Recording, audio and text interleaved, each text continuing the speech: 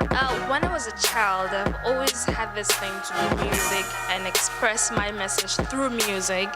Yeah, but the family I come from, education is first, so you have to make sure if you want to study music, you go to school for it. Like my sisters did. Most of them, they went to music school from junior to high and to college and all. Yeah, so for me, it's just a passion because I also play the instrument. They were more of the instrument kind of thing. I was more of the vocals because I used to sing in my school choir, in my church choir, in my bathroom choir. Everything choir. I was also very happy to be part of it. Okay, amazing. Let's talk about your foundation, Right. Spotlight Foundation, right? Now, what is the essence of the foundation? What do they do?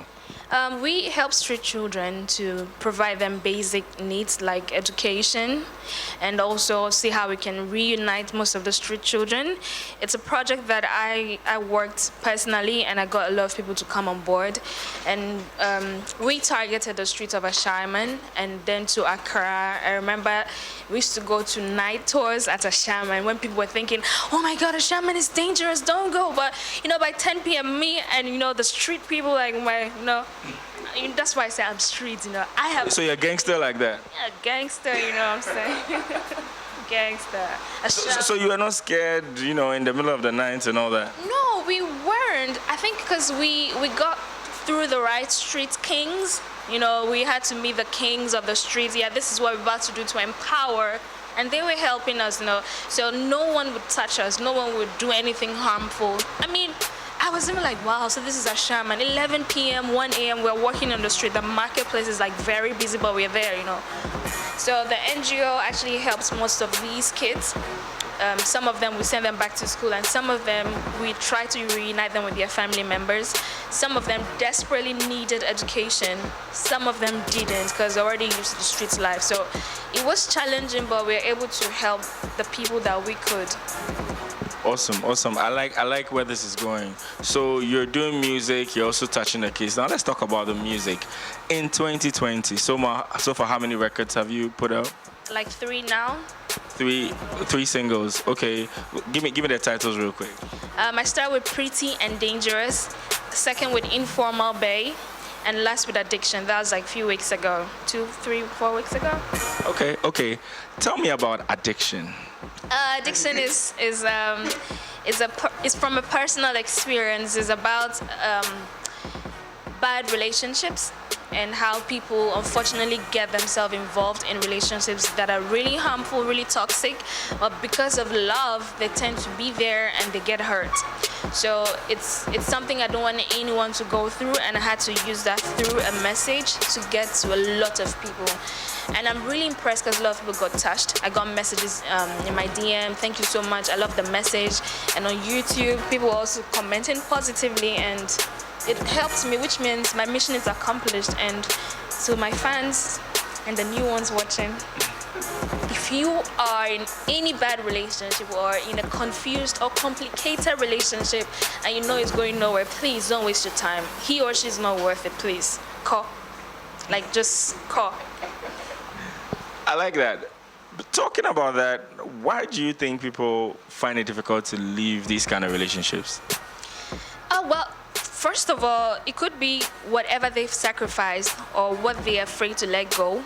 Some people have invested so much when it comes to relationship. It could be a marriage. You have kids in the marriage. If a relationship, you've invested so much in him or her, and you feel like if I leave this relationship, I'm gonna find it difficult to get someone else. So you consider all these things and like, oh my God, it's not worth it. Oh, is it because he hits me? Is it because he abuses me?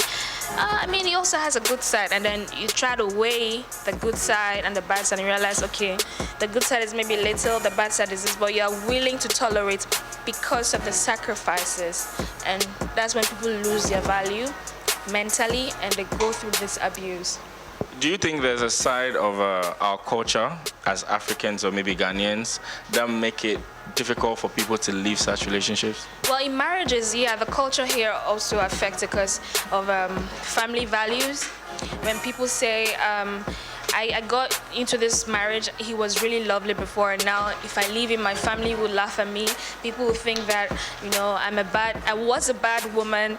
I'm not gonna get another man to marry me. It's like everyone wants to be that dependent on someone, but you can't just be independent. You're afraid of, not standing by yourself because you feel you need someone all the time, but it's not true. It's a culture to affect it. Okay, interesting. I hear you had a different name. That's basically the question. I hear you had a different name. What happened? Well, that was Miss J. It wasn't a different name per se. It's still my name, just that Mishasha is more authentic. Miss J was into Afro Soul. It's still my name, like it's still what I do too. But Mishasha brings on my full self.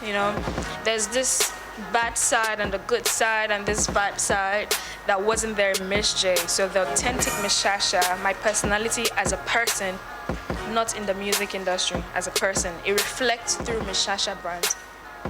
Oh, because I was thinking it was like Beyonce and Shasha Fierce. No, I'm not using Miss J anymore. So it's just Mishasha now, which is what I love now. Cause yeah, Mishasha, Miss J. There were a lot of Misses and J's, so I'm like, yeah, let's stick to Mishasha. So that's you being authentic. That's you being your real self, not an alter ego. No, pretty and dangerous. That's what it's for. Mishasha, pretty and dangerous. The good side, which was Miss J, that's the pretty side, and the dangerous side, which is what you were all about to see in the coming future. Hey, that broth is bad. You're all about to see in the future. Yeah. Okay, so then I'm sure that's what we are going to see in the performances they are going to give us in a bit. This one, yeah, because it's party pressure, it gotta be party, like, I wish you guys were here. If you are not on Facebook right now to watch this live, I don't know what you're doing with yourself. Before we get into the performances, I want to know, right now you do Afro dancehall? Yeah, I don't want to put myself in a box, but Afro dancehall is a combination of Afrobeat and dancehall. Now, I can do R&B, I can do jazz, I can do reggae. Actually, I don't have a reggae song yet, but I'm yet to try that. But I just don't want to be compressed into a box. So I'm very versatile when it comes to music. Okay, looking at your street cred right now, because you can walk through Ashaman at 1 a.m., have you ever thought about rapping? Yeah, I used to do love Nicki Minaj's raps then, Yeah, it was my thing. I love raps though, especially women in rap. I admire them because it's dope, like it's badass dope, Okay, so but you're not gonna try like professionally rap? But I might actually, maybe like a poetic kind of rap in one of my songs, but not like the, You want me to rap? Come on. No, it won't be my first. No, you save it for the performance. Save that for the performance. Let's talk about Ghanaian artists. Which artists in Ghana are you looking forward to collaborate with? Or maybe you've collaborated with but haven't dropped the song, so we don't know. Please let us know.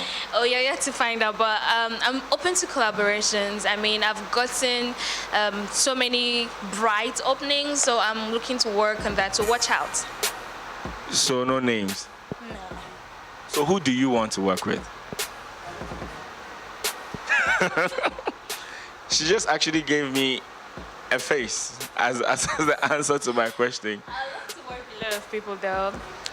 Looking to work with Stone Boy because I like that dance hall vibe from him, and from a distance it looks like a cool person, and for him that's the first on my mind. So I'm looking at that. I'm looking into that hopefully. Then the rest you're yet to find out. We are yet. You are. Don't worry, it's party pressure. It's fine. It's fine. Okay, let me ask internationally. Which artists do you want to work with? Really, really make your list. Top 3. Okay, let's start with Drake. All right. Drizzy. Oh yeah, Drizzy. And okay, let's come down to Africa. Let's look at Burna Boy, Tiwa Savage. Okay, so Stone Boy, Burna Boy, Tiwa Savage, Drake. Yeah. I feel like there's one more. Rihanna, if she's back to music, that'll be like my first. I mean, there's no harm in trying. That's true. That's true. So we're going to go into the performances right now. Tell the people out there what to expect with your performance tonight. Well, you watching live, I hope you're not sitting on your bed, you know, when we're about to do the party thing and be twerking on your bed. Like, when we start, just stand up, you know. If you're holding a pillow, like, just let the body move, let something move, you know. Body should move when we start. So keep watching. Body is about to move. Love the energy so much. And you're going to see a different version of it as well during the performance. So this is Why Party Pressure. Keep watching. This is YFM 107.9. Hashtag Why Party Pressure. Kojo Manuel. Let's get it. This is YFM.